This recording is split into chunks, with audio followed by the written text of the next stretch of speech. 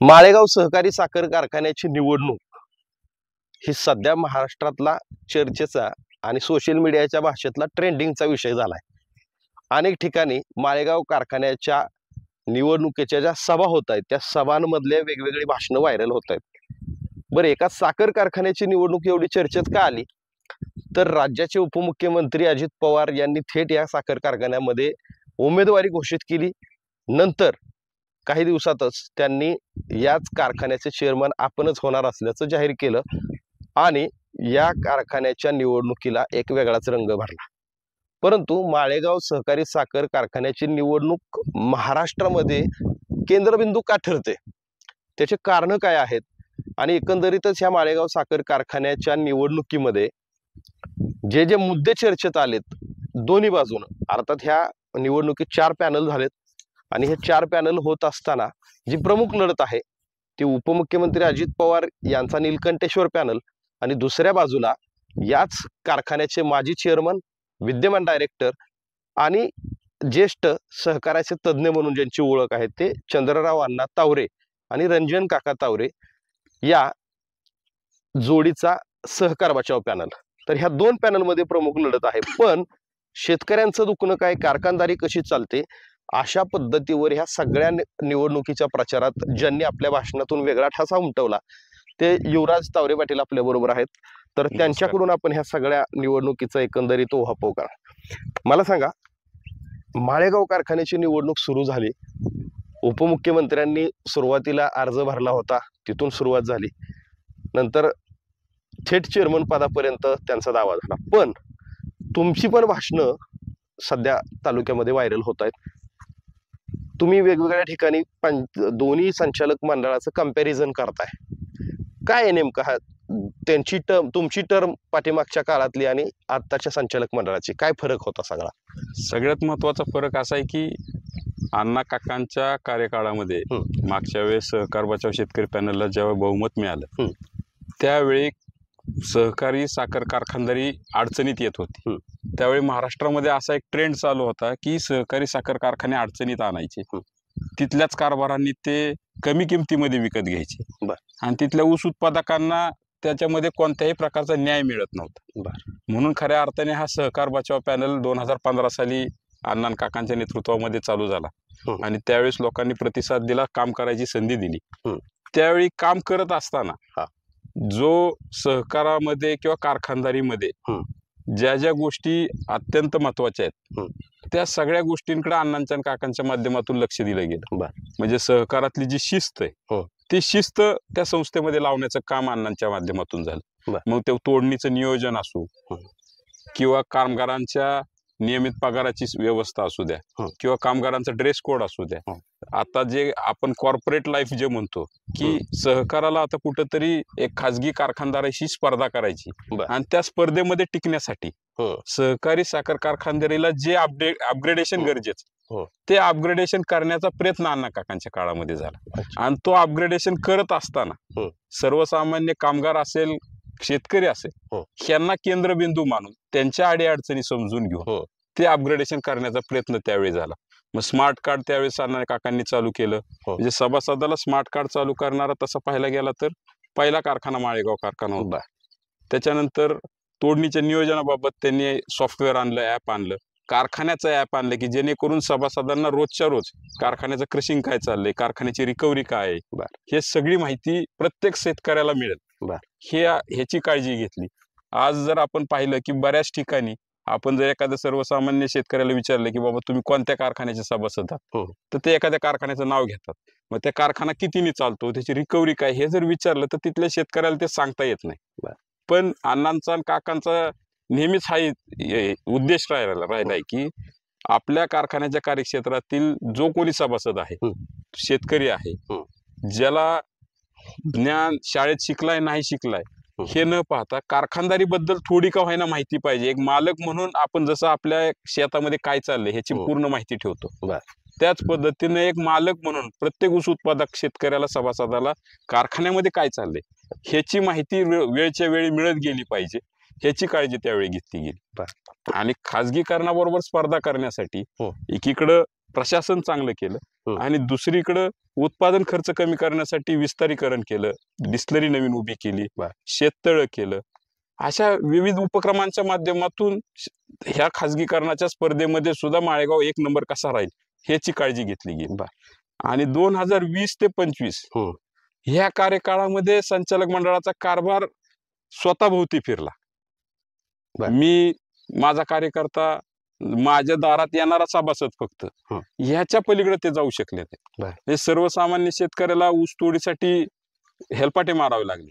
म्हणजे माळेगाव कारखान्याचा इतिहास असा होता की 65 वर्ष, 2020 साली 65 वर्ष कारखान्याला झाले होते. त्या 65 वर्षामध्ये कुठल्याही सर्वसामान्य शेतकऱ्याला, सभासदाला त्याच्या ऊसाच्या तोडीसाठी कारखान्याची पायरी चढावी लागत नव्हती. आणि त्याची तोड चिडबाई त्याला फोन करून सांगायचा की ह्याचं झालं शेच की तुमच्या इथं तोड बसणारे, तुम्ही तयारी करून ठेवा. पण गेल्या 5 वर्षामध्ये ह्या तोडीचं नियोजनच पूर्ण फिसकटलं. प्रत्येक शेतकऱ्यांनी जायचं, कुठल्या तरी संचालकाकडे वशिला लावायचा, वशिला लागला तर त्याची तोड बसली, नाही लागलं तर त्याच्या तोडीला त्याला पैसेच मोजावे लागले. मग तो शेतकरी सभासद सांगवीचा असू, पंधाऱ्याचा असू, माळेगावचा असू किंवा उंडवडी, कपस, सुप त्या भागातला असू, म्हणजे ही जी काही व्यवस्था बिघडली आणि हे व्यवस्था बिघडल्यामध्ये ह्या संचालक मंडळाचा मोठा हातभार. बरं, हे संचालक मंडळ काम करत असताना वायफट खर्च, अनावश्यक खरेदी ह्याच्यामध्येच जास्त गुंतलं गेलं. आणि हे सगळं आज जे स्वतःला चेअरमन पदाचे उमेदवार म्हणून सांगतायत, हे त्यांच्या आशीर्वादाने ते करत होते, ह्याची त्यांना पूर्ण कल्पना होती. त्यामुळे आपण सभासदांपुढे हीच विषय घेऊन जातोय की ज्या लोकांनी 5 वर्षामध्ये हा कारखाना व्यवस्थित चालतोय का नाही ही पाहण्याची सुद्धा तोशीच घेतली नाही. कारखाना उद्या रसा तळाला गेला तरी चालेल, फक्त आपला गट शाबूत राहायला पाहिजे, आपला कार्यकर्ता जागला पाहिजे, अशा उद्दिष्टाने काम करणारा माणूस सहकार वाचवू शकत नाही. आज आपल्या कारखान्याची आर्थिक परिस्थिती अतिशय हलाखीची झालेली.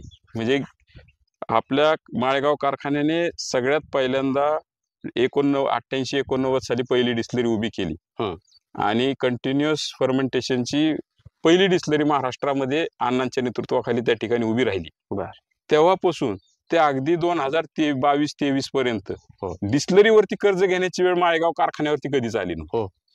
पण ह्या संचालक मंडळाने जो काही वायफट खर्च केले, चुकीच्या पद्धतीने खरेदी केल्या, साखर विक्रीमध्ये कमी पैशामध्ये आपल्या जवळच्या व्यापाऱ्याला देण्याचे जे प्रयत्न झाला, त्याच्यामुळे कारखान्याची आर्थिक घरी बिघडली. आणि मग कुठंतरी आपल्याला दर द्यावा लागतोय, कारण राजकारणामध्ये ज्यावेळेस एखाद्या 2 कारखान्यांची तुलना होत असते, त्यात जर आपण कमी पडायला लागलो तर मग आपल्याला काही करून दर द्यावा असा वाटतो. पण मग त्यांनी 2 वर्ष त्याच पद्धतीने कर्ज काढून दर देण्याचा प्रयत्न केला. म्हणजे अगदी गेल्या वर्षी आज जरी तालुक्याचे आमदार आणि हे जे चेअरमन पदाचे दावेदार आहेत, त्यांनी जरी दावा केला असेल की महाराष्ट्रातला 3636 हा सर्वोत्तम दर आहे, पण तो 3636 दर देत असताना आज माळेगाव कारखाना त्यांनी 25 ते 26 कोटी रुपये तोट्यात घातले. जर असे कारखाने तोट्यात घालून जर दर द्यायला लागले तर हा माळेगाव कारखाना सुद्धा छत्रपती सारख्या आर्थिक परिस्थितीमध्ये जायला फार वेळ लागणार नाही. आज छत्रपती कारखाना जिथं स्वतः अजितदादांच्या घरचा ऊस जातो, त्या कारखान्यामध्ये 2800 रुपये दर द्यायला सुद्धा परिस्थिती राहिली नाही. आज हे 1 नंबरच्या गप्पा मारतायत, पण तुम्ही जिथं इतक्या वर्ष ऊस घालताय, ज्या ठिकाणी तुम्ही 25-25 वर्ष सत्तेत आहात, तिथलं संचालक मंडळ चुकत असताना, कारखाना इतका अडचणीत जात असताना मग तुम्हाला लक्ष द्यावं असं वाटलं नाही का? तुम्ही म्हणता मी सहकाराच्या बाजूने आहे, तर मग हे कारखाने अडचणीत यायची वाट का बघत राहिला? तुम्ही आता सहकार आणि खाजगी अशा 2 गोष्टी ज्यावेळेस आपण चर्चा करतोय, त्यावेळेस मला अजून एक प्रश्न विचारायचा आहे की तुम्ही हे कम्पॅरिझन कसं करता की खाजगीमुळे सहकार कसं अडचणीत येईल?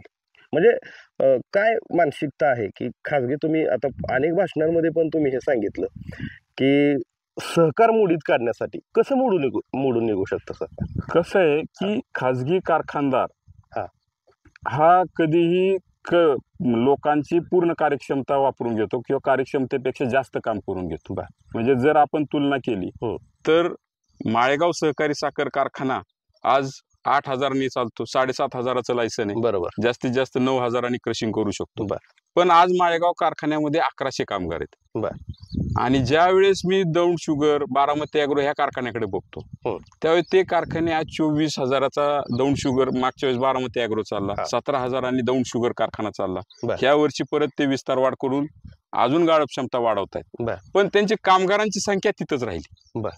म्हणजे प्रति टन कामगारांवरती येणारा खर्च जर सहकारी कारखान्याचा विचार केला तर तो 250-300 रुपयापर्यंत जातो. आणि खाजगी कारखान्याचा विचार केला तर तो 100 ते 125 रुपयामध्ये थांबतो. म्हणजे टनामागे त्यांची बचत तिथं 200 रुपयांनी होते.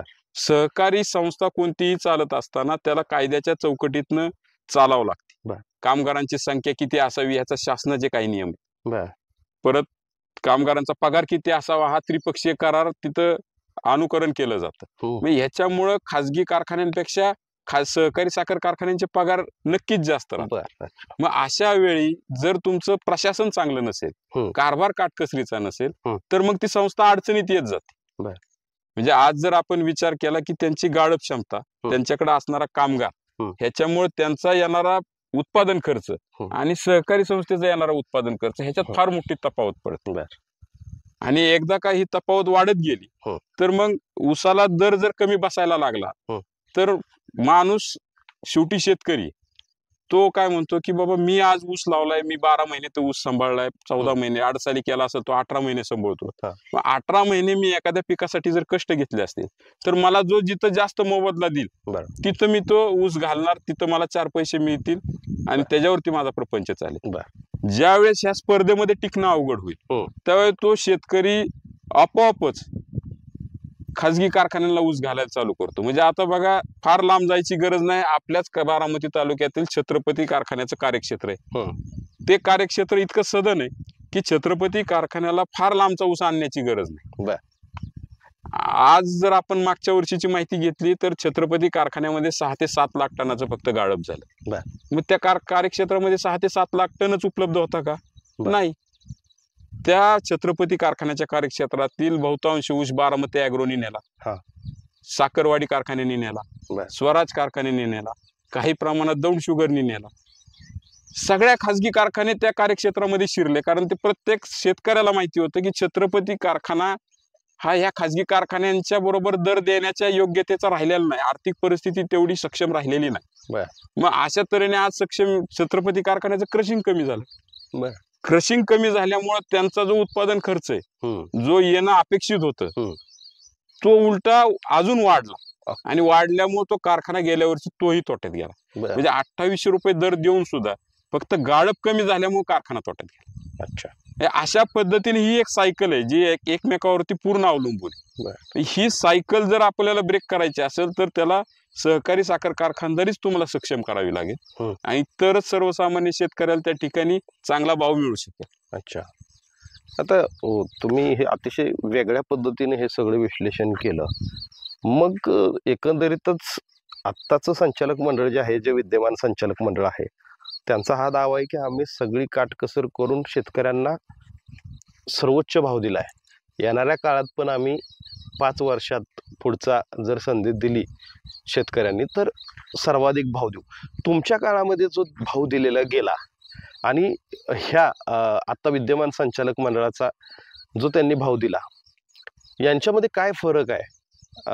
तुमचा भाव अधिक ठरतो का त्यांचा भाव? म्हणजे बघा, आता त्याच्यामध्ये पंचवार्षिक बेरीज केली तर 2 वर्ष म्हणजे 2 ह्याची तुलना सांगतो मी. 15 ते 20 या काळामध्ये साखरेच्या दराबाबतचे जे धोरण शासनाचं होतं, त्याच्यामध्ये जर आपण विचार केला तर साधारणपणे माळेगाव सहकारी साखर कारखान्याच्या जे साखर विक्रीची सरासरी आहे 5 वर्षाची सरासरी, ती येते 14,000, साधारण 250 ते 300 रुपये येते. आणि त्या काळात अण्णांनी काकांनी ऊसाला जो दर दिला होता, त्या ऊसाच्या दराची 5 वर्षाची बेरीज ही 14,950 सरासरी. नाही, बेरीज बेरीज साखर विक्रीची बेरीज 14,250 ते 300 आणि ऊसाचा दर मात्र 14,950. म्हणजे साखर विक्रीतून आलेलं जे उत्पन्न आहे त्याच्यापेक्षा अण्णांच्या काकांच्या कार्यकाळामध्ये 600 रुपये शेतकऱ्याला ऊसाच्या दराच्या माध्यमातून जास्त देण्यात आली. बर. बरं, हे पैसे देत असताना मागील संचालक मंडळाने जे काही 100-108 कोटीचं कर्ज त्या ठिकाणी होतं, जे खर्च पेंडिंग पडले होते, जे पैसे द्यायचे राहिले होते 11, 12, 12, 13 ह्या वर्षाचे, असे 108 कोटी रुपये त्या कार्यकाळामध्ये अण्णांनी काकांनी फेडले. ते करत असताना माळेगाव कारखान्याच्या विस्तारीकरणाला, म्हणजे महाराष्ट्रातलं हे माळेगाव कारखाना हे एकमेव उदाहरण असे की ज्यांनी 193 कोटीचं विस्तारीकरण केलं आणि त्याच्यासाठी फक्त 85 कोटीचं कर्ज घेतलं. बाकीचं स्वभांडवलातून खर्च केला. म्हणजे एकीकडे मागच्या संचालक मंडळाचे पैसे फेडले, दुसरीकडे स्वभांडवलातनं कारखान्याची मालमत्ता वाढवली, कारखान्याचे विस्तारीकरण केलं. एवढं करत असताना साखरेपेक्षा 600 रुपये जास्त शेतकऱ्याला दिले. म्हणजे हा कारभार काटकसरीचा झाला. ओके. आता या उलट जर आपण ह्या संचालक मंडळाचा कारभार बघितला तर ह्यांच्या कार्यकाळामध्ये साखर विक्रीतून यांना पैसे आले 16,081 रुपये. आता हे का आले? का तर शासनानेच 2800ची MSP 3100 वर केली. म्हणजे 300 रुपयांनी शासनाने मर्यादा वाढवल्यामुळे हे पैसे यांना वाढवले. बरं, हे पैसे वाढवून आल्यानंतर मग त्यांच्याकडनं पण 500-600 रुपये कमीत कमी आपण वाढीची अपेक्षा करू शकतो ना. अच्छा. जर तुमचा कारभार, पण यांच्याकडनं ऊसाच्या दराची एकूण जर बेरीज केली तर ती निघती 16,229 रुपये. म्हणजे वाढले किती आपल्याला? 150 रुपये. म्हणजे तुम्ही पूर्ण 5 वर्षामध्ये कारभार करत असताना साखर विक्रीपेक्षा फक्त 150 रुपये शेतकऱ्याला वाढवून देता. एकीकडे अण्णा एवढं सगळं मागचं कर्ज फेडून नवीन प्रकल्प उभारून शेतकऱ्याला साखर विक्रीपेक्षा 600 रुपये जास्त देतात. मग कुठला कारभार उजवाय? हे कुणालाही कळतं.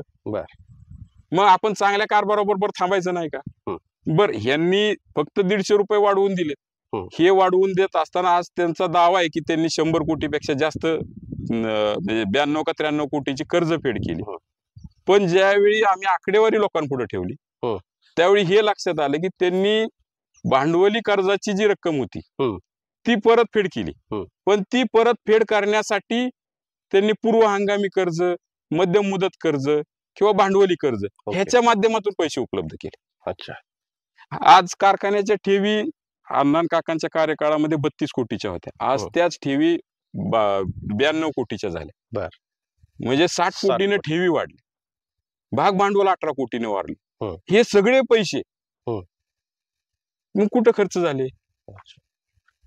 तुम्ही एकीकडे म्हणता की आम्ही 100 कोटीची गुंतवणूक केली, पण ती गुंतवणूक तुम्हाला गरजेची होती का? ज्या वेळेस कारखान्याचं एक्सपान्शन झालं त्यावेळेस आपण लायसन्स 7,500चं घेतलं होतं आणि आपण जाहीररित्या सांगितलं होतं की हा कारखाना सरासरी 8,500 चालेल अशा पद्धतीची आपण मशिनरी बसवली. मग तो 8,500चा कारखाना 9 पर्यंत आपण चालवू शकलो असतो. मग ह्या मशिनरी ज्या तुम्ही बसवल्या ह्याचं रेकमेंडेशन कुणी केलं होतं का? VSI ला तुम्ही विचारलं का ह्या मशिनरीची गरज आहे? म्हणजे आता थोडक्यात तुम्हाला सांगतो, आपल्या माळेगाव कारखान्यामध्ये ह्या संचालक मंडळाने एक नवीन ग्रेडर बसवला. म्हणजे ग्रेडर म्हणजे असं ठिकाण की जिथं तुमच्या साखरेचं ग्रेडिंग होतं. मोठा दाना एका बाजूला जातो, S1 साखर एका बाजूला, S2 साखर. पहिला एक ग्रेडर होता, आता नवीन एक ग्रेडर बसवला. आता वास्तविकता अशी होती की कारखान्याच्या बॅगिंग मध्ये 3 ऑटोमॅटिक होत्या आणि एक मॅन्युअल बॅगिंग होती. मग ते मॅन्युअल बॅगिंग मुळे बॅगिंग प्रॉपर होत नव्हतं, त्यामुळे साखर वरून सांडत होती.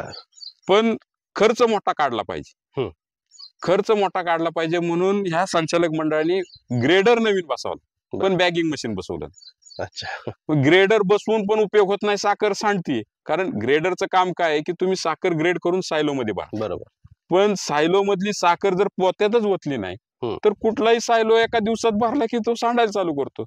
यांचा ग्रेडर बसून उपयोग नाही झाला. मग लक्षात आल्यानंतर हंगामाच्या शेवटच्या महिन्यामध्ये ह्यांनी ते बॅगिंगचं मशीन बसवलं. म्हणजे वायपट खर्च करायचा, कुठंतरी आपल्याला 4 पैसे कसे मिळतील कमिशनच्या रूपात, अशा पद्धतीने हा खर्च करायचा. आणि ह्या खर्चामुळे आज कारखाना आर्थिक अडचणीत. आज अजितदादांनी ज्यावेळेस मुलाखत घेतली आणि 3 जूनला सांगितलं की कारखान्यावरती 229 कोटीचं कर्ज आहे, मी त्या दिवशी सुद्धा सांगवीच्या कार्यकर्ता मेळाव्यामध्ये सांगितलं होतं की अण्णांनी छातीटोकपणे सांगितलं की कारखान्यावरती कर्ज किती. तुमचा फायनान्स मॅनेजर त्या ठिकाणी चीफ अकाउंटंट उभा करून सांगितलं की कारखान्यावरती कर्ज किती. तसं तुम्ही छातीटोकपणे खरा आकडा लोकांपुढे ठेवा, लोक ठरवतील कारखाना कर्जबाजारी झाला का नाही. पण त्याच्यात सुद्धा त्यांनी लबाडी केली आणि फक्त साखरपोत्याची उचल सांगितली. त्याच्यामध्ये घेतलेलं त्यांचं इतर जे कर्ज आहेत, पूर्व हंगामी कर्ज किंवा बाकीचे डिस्लरीवरचं पूर्व हंगामी कर्ज, ह्याची कुठेही चर्चा केली. अच्छा. आता 3 जूनला आकडा जो होता त्याच्यापेक्षा 150 कोटी 10 जून पर्यंत वाढ. म्हणजे मागचं पूर्व हंगामी कर्ज भरलं आणि त्याच्यापेक्षा दुपटीनं जास्त नवीन पूर्व हंगामी कर्ज मंजूर करून घेतलं आणि त्याच्यातून आता 200 रुपये दिले. ओके. मला शेवटचा प्रश्न, तुम्ही खूप विस्तृत उत्तर दिलेत त्याच्यामुळे जास्त प्रश्न विचारावे लागले नाहीत. येणाऱ्या काळामध्ये तुम्ही सहकार बचाव पॅनलच्या माध्यमातून सभासद शेतकऱ्याला काय आश्वस्त करू इच्छित? येणाऱ्या काळामध्ये आज जर आपण जाहीरनामा बघितला तर जाहीरनाम्यातलं सगळ्यात प्रमुख पहिलं जे मुद्दा होता आपला की आपण क्रॉप कार्ड योजना या ठिकाणी राबवण्याच्या मानसिकता आपली आहे. आता ही क्रॉप कार्ड योजना काय आहे आणि ती कुठे यशस्वी झाली ह्याचं पण थोडं सांग. क्रॉप कार्ड योजना अशी आहे की समजा आता हा माझा ऊस आहे, ह्या ऊसाची लागण करत असताना मी कारखान्याला नोंद देतो. नोंद दिल्यानंतर कारखान्याकडून तुम्हाला एक कार्ड दिलं जाईल. ते कार्ड असं असेल की ज्याच्यामध्ये लागण तारीख नोंद केलेली असेल आणि तिथून पुढे दर 15 दिवसाला कारखान्याचा एक अधिकारी, ज्याला याच्याबाबत सगळं प्रशिक्षण दिलेलं असेल, तो कारखान्याचा एक अधिकारी इथं येऊन पाहणी करेल की बाबा आता पिकाची परिस्थिती काय आहे, पिकाला काय देणं गरजेचं आहे, तुम्ही काय औषधं दिली पाहिजेत, कोणती खतं वापरली पाहिजेत, बांधणी केली कधी केली पाहिजे, जाईपर्यंतच्या सगळ्या नोंदी ते करतील आणि त्यांना लागणारं जे योग्य मार्गदर्शन आहे ते पीक चांगलं येण्यासाठी त्याच्यासाठी ते शेतकऱ्याला पूर्ण सहकार्य करते. म्हणजे बांधावरती जाऊन प्रत्येक शेतकऱ्याच्या प्रत्येक प्लॉटवरती. आता ही योजना यशस्वी होऊ शकते का नाही होऊ शकत, तर ही यशस्वी झालेली. आम्ही ज्यावेळी कारखान्याच्या डिस्लरी प्रकल्पासंदर्भात आपल्या कारखान्यामध्ये चर्चा होत होती तेव्हा ती चर्चा होत असताना सिरप टू इथेनॉलचा प्रकल्प राजाराम बापू सहकारी साखर कारखान्याने त्या ठिकाणी मंजूर केला होता. तर ते प्रकल्पाची माहिती घ्यायला राजाराम बापू कारखान्यावरती गेलो होतो आणि ते माहिती घेत असताना आम्ही त्यांना विचारलं की तुमच्याकडे एकरी 100 टन उत्पन्न काढणारे 1000 पेक्षा जास्त शेतकरी कसे? माळेगाव कारखान्याच्या कार्यक्षेत्रामध्ये शेतकरी आहेत पण ते बोटाव मोजणे इतके आहे. सोमेश्वरला गेला तरी बोटाव मोजणे इतके आहे. मग एकट्या राजाराम बापू कारखान्याच्या परिसरामध्ये असं नक्की काय घडतंय की त्या शेतकऱ्या म्हणजे 100 टनापेक्षा जास्त उत्पन्न काढणाऱ्या शेतकऱ्यांचं प्रमाण एवढ्या मोठ्या प्रमाणात? त्यांनी ते सांगितलं की शेती खात्याच्या माध्यमातून आम्ही ह्या सगळ्या योजना त्या ठिकाणी राबवल्या आणि त्याच्यामुळं कारखान्याच्या परिसरामध्ये काही काही करणं गरजेचं आहे. म्हणजे कुठं पाण्याची परिस्थिती काय आहे, कुठं जमिनीच्या निचऱ्याची व्यवस्था करणं गरजेचं आहे, कुठं शेतकऱ्याला कशा पद्धतीच्या मार्गदर्शनाची गरज आहे, कोणत्या पाण्याच्या माध्यमातून आपण ड्रिप इरिगेशन, AI टेक्नॉलॉजी ह्या सगळ्या गोष्टीचा अभ्यास डेटा कारखान्याकडेही उपलब्ध होतो आणि शेतकऱ्यांना केलेल्या मार्गदर्शनामुळे शेतकऱ्यांचं एकरी उत्पन्न वाढतंय.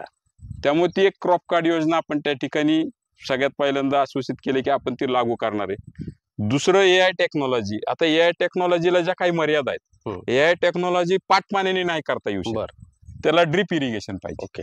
मग ड्रिप इरिगेशन करण्यासाठी आज आपल्या माळेगाव कारखान्याच्या परिसरामध्ये जर आपण विचार केला तर नदी काठावरती ड्रिप इरिगेशन होत नाही, कारण नदीचं पाणी ड्रिप मध्ये चालत नाही. आता जर आमचं शिरवली गाव विचार केला, मी पण शिरवली गावात माझं पण क्षेत्र आहे, शिरवली गावाचा विचार केला तर तिथं विहिरी काढता येत नाहीत कारण धर नाही.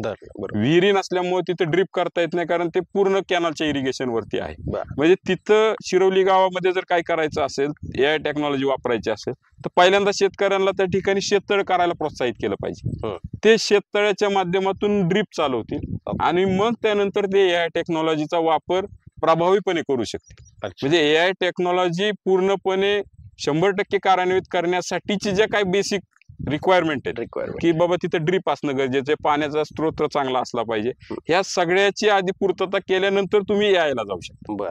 AI च वापर होईपर्यंत ह्या क्रॉप कार्डच्या माध्यमातून आम्ही शेतकऱ्यांना त्या ठिकाणी जास्तीत जास्त उत्पादन काढायला मदत करू. अगदी पहिल्या वर्षी आम्ही 100 टनाला नाही गेलो तरी 20, 25, 30 टन एकरी काढणाऱ्या माणसाला जर 50 टन झाला तरी ते त्याच्या 20% त्याच्या प्रपंचाला मदत करणारेच असतील.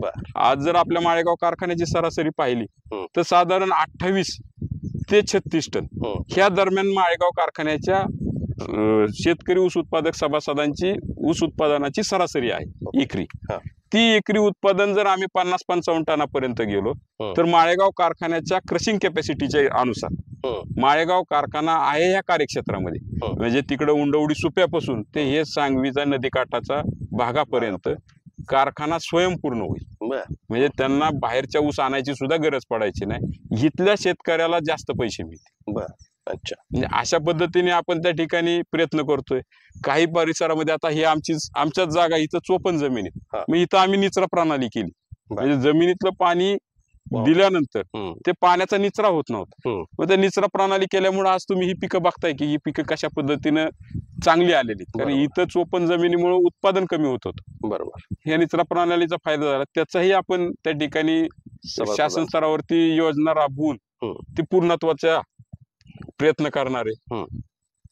ओके. अशा शेतकऱ्यांच्या उपयोगात आता मार्केटिंगच्या यांनी बघितलं तर आपल्याला साखर विक्रीमध्ये काही अडचणी येतात. आपल्या साखरेला बाजारामध्ये इतर कारखान्यांच्या तुलनेत का किंमत कमी मिळते ह्याचाही अभ्यास त्या ठिकाणी होणे गरजेचे आहे. म्हणून एक मार्केटिंग डिपार्टमेंट साखर विक्रीसाठी ते डेव्हलप करायचे की जेणेकरून बाजारामध्ये कोणत्या साखरेची मागणी आहे, भविष्यात कोणत्या साखरेची मागणी राहील, त्या पद्धतीने आपण आपलं नियोजन करून बाजारात लागणारी साखर आपल्याला कशी उपलब्ध करता येईल त्या पद्धतीचं प्रयत्न आपल्याला त्या ठिकाणी करायचा आहे. यानंतर खरं तर हे टेक्निकल प्रश्नांची तुम्ही खूप चांगली उत्तरं दिलीत.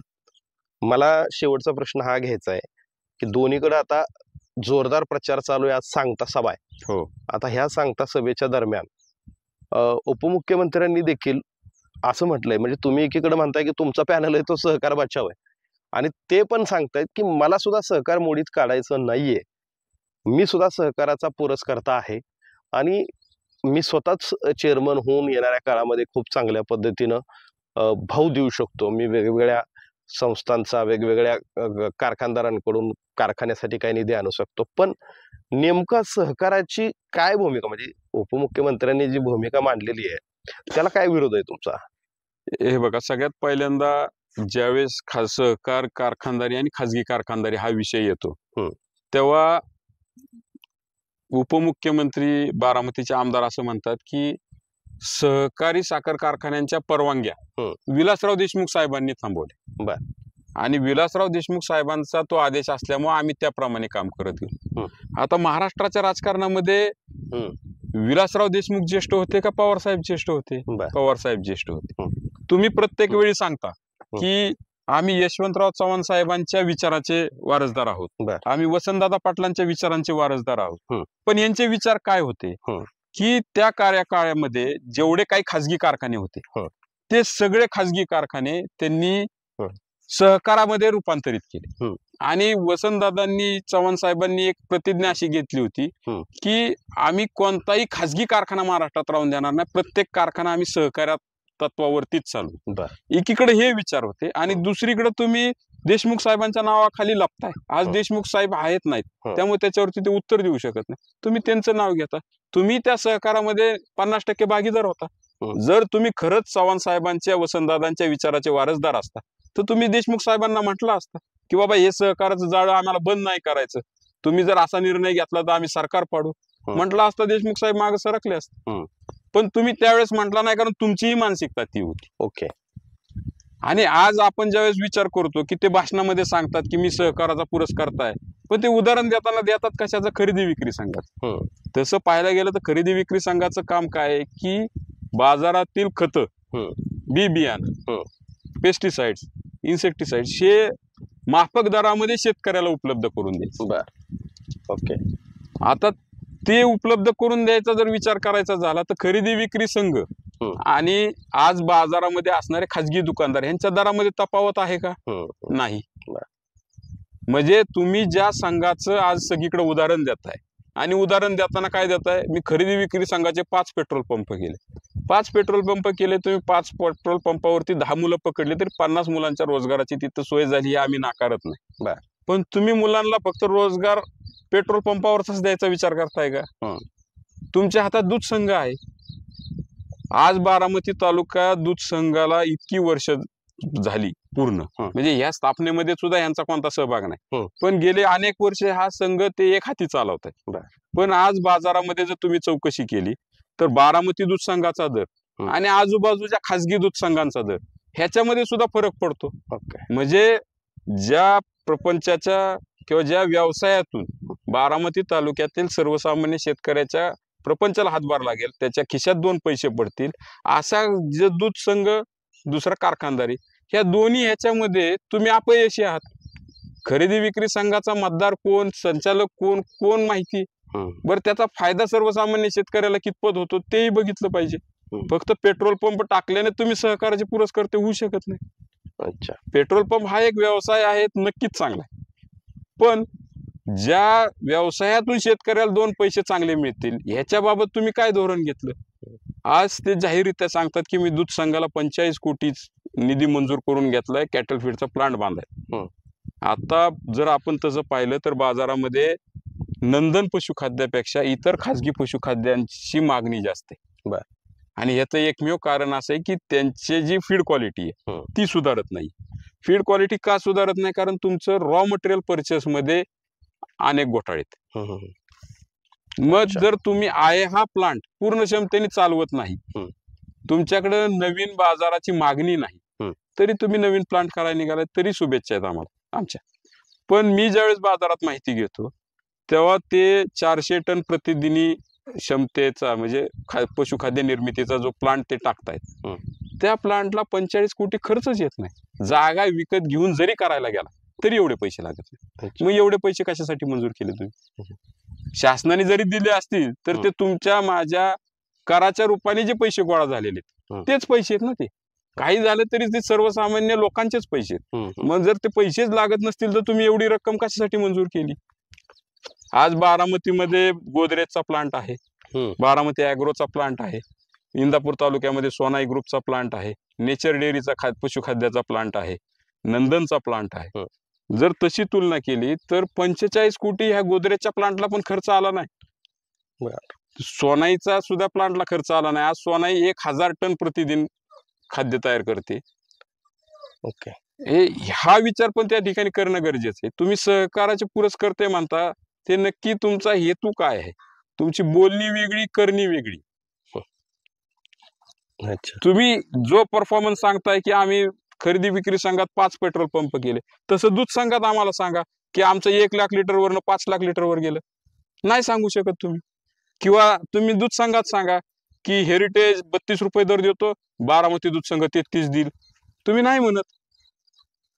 सहकार लोकांना समृद्ध करण्यासाठी सहकाराचं तत्व काय आहे?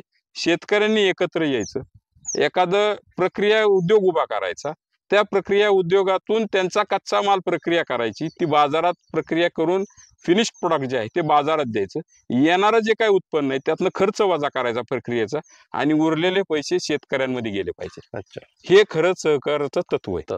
आणि ह्या तत्वाप्रमाणे तुमचं कुठलं सहकारी संस्था चालू आहे? आज पीडीसी बँकेचं तुम्ही सांगता 75 कोटीचा नफा केला, 75 कोटीचा नफा झाला. आणि पलीकडे सातारा जिल्ह्यात परवा भाषण करताना म्हणले की सातारा जिल्हा मध्यवर्ती बँक 1 नंबर चालते राज्यामध्ये. तुम्ही सातारा जिल्हा मध्यवर्ती बँकेचं मध्यम मुदतचं कर्ज वाटप आणि पुणे जिल्हा बँकेचं मध्यम मुदतचं कर्ज वाटप ह्या शेतकऱ्यांना तुम्ही दिलासा देता का?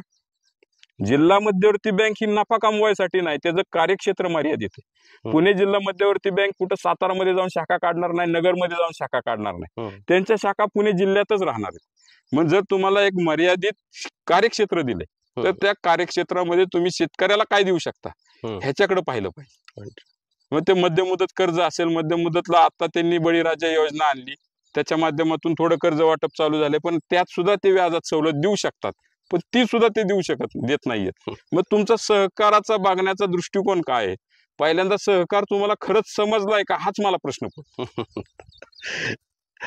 तर मित्रांनो, हे होते युवराज तावरे पाटील. आपण बघितलं की माळेगाव सहकारी साखर कारखान्याच्या निवडणुकीच्या निमित्तानं जे गेली 10 ते 15 दिवसापासून जे राजकारणाच्या वेगवेगळ्या चर्चा घडामोडी समोर आल्या, भाषणांच्या माध्यमातून जे मुद्दे समोर आले आणि ह्या निवडणुकीमध्ये काही भाषणं शेतकऱ्यांना अभ्यासू वाटली, म्हणून याच्यातल्या काही निवडक मुलाखती या कारखान्याच्या निवडणुकीच्या निमित्तानं तुमच्या समोर मांडण्याचा प्रयत्न केलाय. युवराज तावरे पाटलांनी ज्या मुद्दे मांडलेले आहेत, ज्या गोष्टी मांडलेल्या आहेत, याबद्दल तुम्हाला देखील काय वाटतं जरूर कमेंट करून कळवा. धन्यवाद.